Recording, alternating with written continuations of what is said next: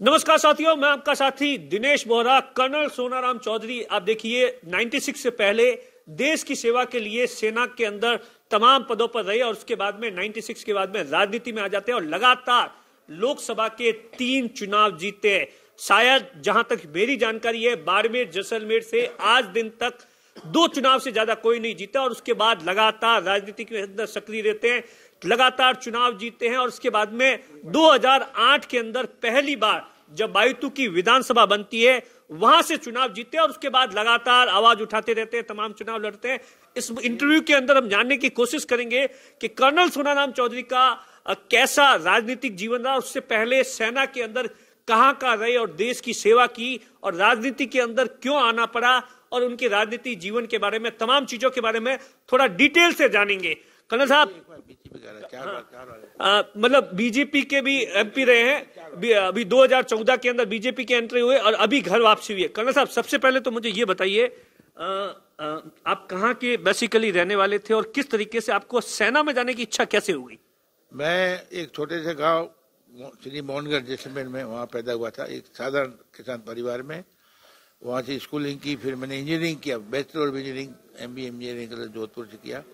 उसके बाद में 2067 में मैं चला गया था इंडियन मिलिट्री एकेडमी आर्मी में।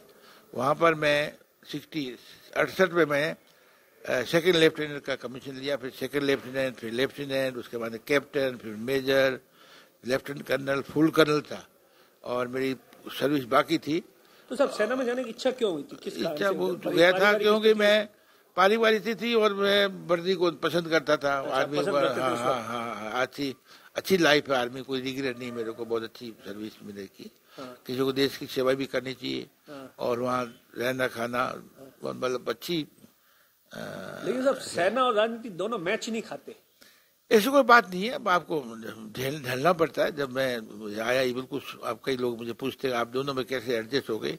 फर्क इतना है कि वहाँ होते हैं तो हमारे नीचे वाले हमको सैल्यूट मारते हैं और यहाँ फर्क है, यहाँ हमको उसको झुक करके हाथ जोड़ना पड़ता है। बड़ा फर्क है। हाँ, बड़ा फर्क, ये जो फर्क है। वहाँ तो नीचे वाले पूरे की पूरे सैल्यूट मारते हैं और यहाँ तो आपको हर जनता के सामने झुकना पड़ता है। तो ये अगर करना पड़ता है, उसमें कोई पब्लिक है। तो सर, राजनीति में आने के लिए क्या कोई परिस्थिति थी या परिवार या क्या, कैसी इच्छा कैसी? हाँ, बिल्कुल, ये आपका अच्छा सवाल है कि राजनीति में मुझे नौकरी छोड़ा करके राम निवासी बिरला 91 से 96 सांसद थे और उन्होंने अगर टिकट मांगते मुझे थोड़ी मिलती। उन्होंने टिकट नहीं मांगी, मुझे टिकट लाई उन्होंने और नाथूराम जी ने।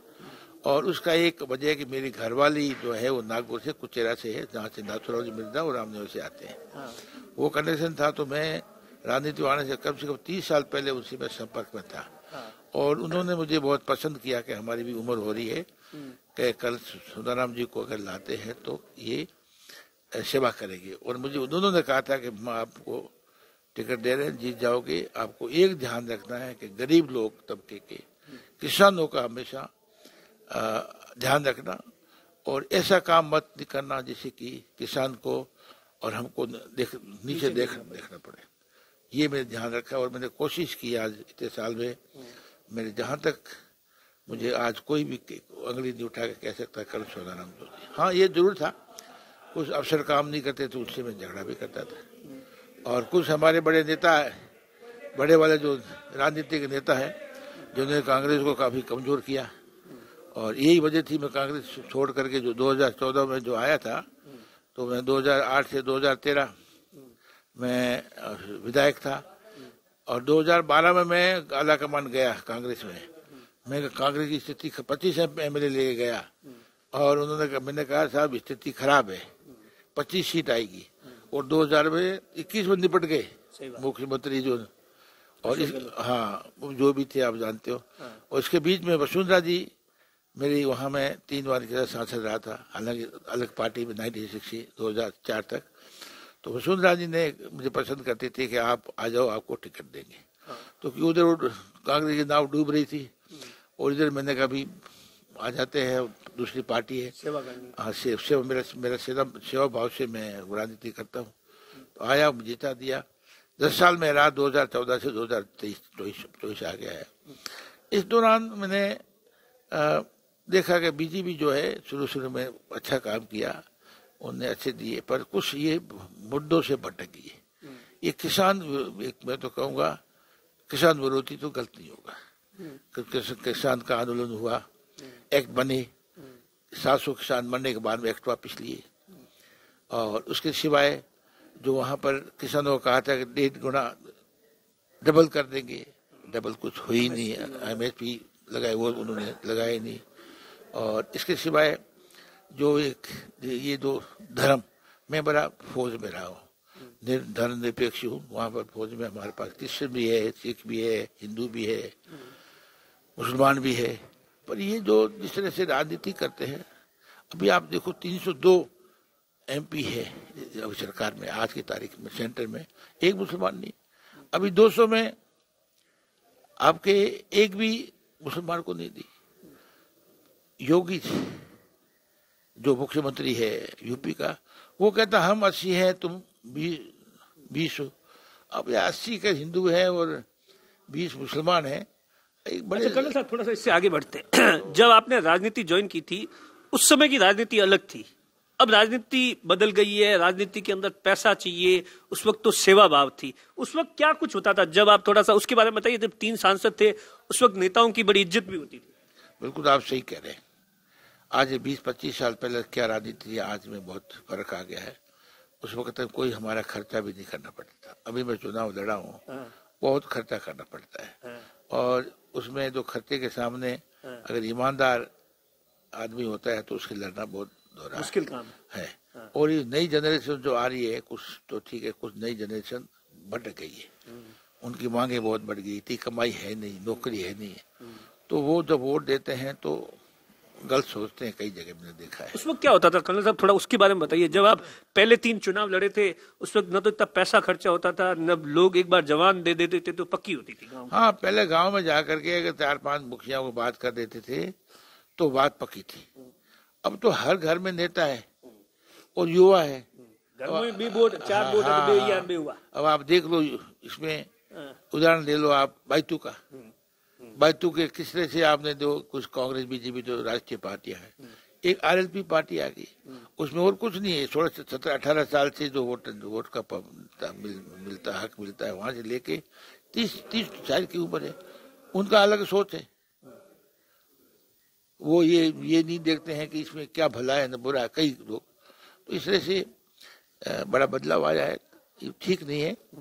और दूसरे हमारे नेता भी जो है ऊपर वाले हैं, ये बस ये पैसा दे देंगे, वो दे देंगे, फ्री देंगे। आप 84 करोड़ 130 करोड़ में 84 को राशन फ्री दे रहे हैं। ये गरीब को गरीब बना रहे हो। अगर वो बैठ के राशन फ्री मिल जाता है, कुछ काम नहीं करेगा, वो करेगा, काम नहीं करता है, काम नहीं करेगा, कैसे अपना ये जो तर्क जो विकास होता है, चाहे सड़क का है, चाहे बिल्डिंग का है, चाहे कहीं भी हो, तो घर बैठे हैं। अब नरेगा जो शुरू किया था, आप देखो नरेगा अंदर क्या, जैसे जो मतलब ये फ्री में नरेगा में जाते लोग बहुत आते हैं, बहुत कम लोग जाते हैं। कर्नल साहब, आप हमेशा अपने बेबाक बयानों के लिए जाने जाते थे। 10 साल बीजेपी के अंदर कैसे निकले, कोई बयान नहीं आता था कभी। वहां बोलने की इतनी आजादी नहीं है। बिल्कुल नहीं, मैं आजादी तो ऐसे नहीं, कोई रोक नहीं सकता मेरे को। मैं कोई बीजेपी के नेताओं से डरता नहीं था। हाँ। पर मैंने सोचा कि बीजेपी को शुरू में 5 साल मैंने कोशिश की, और 5 साल में मुझे उस वक्त भी काफी इन्होंने जिस तरह से मुझे, क्योंकि मैं बात सही कहने वाला था, तो उन्होंने मुझे जिस तरह से मुझे टिकट काट दी। और इसके सिवाय उन्होंने पंचायत चुनाव हुए, उसके अंदर भी जिला परिषद टिकट के लिए, तो मैं उसके साथ बाद में जो उनकी जो नीतियां खास करके किसानों से ताल्लुक रखने वाली ठीक नहीं थी, तो मुझे घुटन हो रही थी। और तब में भी मौका लगा कि ये अब सही टाइम है। उस वक्त कांग्रेस ने, मैंने बात की, बात आप तो बुरा बनाने से टिकट भी दे दिया। हाँ, मुझे कांग्रेस ज्वाइन की, उसे एक दिन पहले मेरे टिकट का। आप तो ऐसा कहा जा रहा है कि लोकसभा की हुई थी, लेकिन कर्नल साहब को तो उन्होंने विधानसभा का भी टिकट। हाँ, उन्होंने दे दिया। विधानसभा में कोई उम्मीदवार इतना मजबूत था नहीं, हेमाराम जी हेमाराम जी बहुत मजबूत है, और उसके लिए बहुत कोशिश की। जब उन्होंने कहा कि मैं नहीं दौड़ूंगा, फिर हेमाराम जी बात हुई, हेमाराम जी बहुत मेरी मदद की, और कुछ थोड़े वोटों से रह गए हम, क्योंकि तैयारी थी नहीं, एक पार्टी से आगे थे। और कुछ मैं आपके चैनल के द्वारा कहना चाहता हूँ कि 2014 में मेरे साथ बहुत किसान भाई मेरे साथ आ गए थे, वो अभी भी कहते साहब कर्नल साहब हम आपकी वजह से तो गए थे, आप एकदम से आ गए। तो उनके मैं हाथ जोड़ के बोलता हूँ कि वापस मेरे साथ कांग्रेस में आ जाए। और कांग्रेस पार्टी है जो मेरे ख्याल में दोनों की तुलना करें तो ये धर्म के चक्कर में नहीं है। अच्छा कर्नल साहब के दिल के अंदर अभी भी कौन सी इच्छाएं हैं जो रह गई, क्योंकि आप लोकसभा के 4 बार सांसद रहे, बहुत सारे ऐसे आपके ड्रीम प्रोजेक्ट है जो आज भी नहीं पूरे हो पाए, इस बात का थोड़ा आपको अफसोस भी है और आप चाहेंगे कि वो पूरा हो जाए? तो मैं अभी आपसे जैसे कह रहा था ना, 10 साल में बीजेपी में था, एक प्रोजेक्ट तो सूखा बंदर का, उसके बारे में मैंने लोकसभा में बहुत पहले भी उठाया था, और जब बीजेपी का मैं सांसद था 2015 में उठाया, उसमें कुछ किया नहीं। दूसरा तो बहुत प्रोजेक्ट जो ये जो जैसलमेर बाड़मेर भामरा तक वो जो रेल लाइन थी, 2002 में मैं सांसद था और नीतीश कुमार जी उस रेल मंत्री थे, उस टाइम हुआ, बाद में फिर दोबारा उठाया। 2015 में उन्होंने, भारत सरकार ने, पीयूष गोयल जी थे रेल मंत्री, 5000 करोड़ एलोकेशन कर दिया और उसको प्रोजेक्ट में डाल दिया, उस बजट में डाल दिया, राजस्थान सरकार ने डाल दिया। बाद में 2016, 17 में 18 में उन्होंने हटा दिया। मैं उसके लिए प्रधानमंत्री मिला, मैंने कहा आप एक तरफ से तो कोई जवाब नहीं उनके पास, तो उन्होंने वो ये प्रोजेक्ट नहीं किया जो खास करके बाड़मेर जैसलमेर जहाँ से मुझे इतनी बार जीता है वो नहीं किया, इसके सिवाय वो सूखा बंदर का नहीं किया। और उसके बाद में जो ये अग्निवीर जो भर्ती वाले हैं ये बिल्कुल गलत है, युवाओं को खिलवाड़ है। 17 से 22 साल का टर्निंग पॉइंट होता है, 22 साल के बाद में आप 100 आदमी से 75 निकाल दोगे, वो कहाँ जाएंगे? 22 साल के बाद में उम्र बढ़ जाती है, उनका ओरिएंटेशन फौज में जाके पहाड़ों में रहते हैं। अब तो 50 कर दिया, लगातार विपक्ष आवाज उठा रहा था, इसलिए 75 की जगह 50 कर दिया। अब वो धीरे धीरे कर 50 ही, मैं तो कहता हूँ उसके अंदर 100% करना चाहिए। ये क्या तरीका, जैसे आप निकालने वाली 50 किया है तो ये ठीक, मतलब गलतियां करते हैं ना। अब जो हिट एंड रन का अभी कानून डिस्कस हुआ ही नहीं, ला करके दे दिया। ड्राइवरों से पूछना चाहिए। हाँ, ड्राइवर नहीं, लोकसभा में बहस नहीं हुआ ना, बहस होता तो कुछ कहते, ड्राइवर बात करते। तो ये कानून लाते हैं, किसानों के कानून लाए थे ये, हाँ कृषि के, वो हटाए नहीं, 700 लोग मरे, सड़क पे आए, उसके बाद में वापस हटाए। MSP का अभी भी पेंडिंग पड़ा है। तो कहने का मतलब ये बीजेपी सरकार है, ये वास्तव में बड़े बड़े घरानों की है, किसानों की ये होते हैं। हाँ, उन्होंने कहा था, सरकार ने कहा था 7-8 साल पहले कि हम 2022-23-24 में हम दुगनी कर दी, हुई क्या?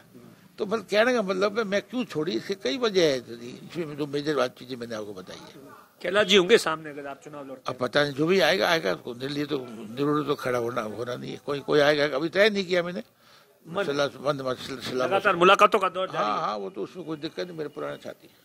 ये कर्नल सोनाराम चौधरी है जो कि अपनी राजनीतिक जीवन के बारे में बता रहे थे, और लगातार आप देखिए 9 चुनाव लड़े हैं और अब 10वें चुनाव लड़ने की भी तैयारी कर रहे हैं, मन की इच्छा है। अब देखने वाली बात होगी कि आने वाले समय के अंदर कांग्रेस पार्टी क्या कुछ करती है। दिनेश बोहरा, बाड़मेर, राजस्थान तक।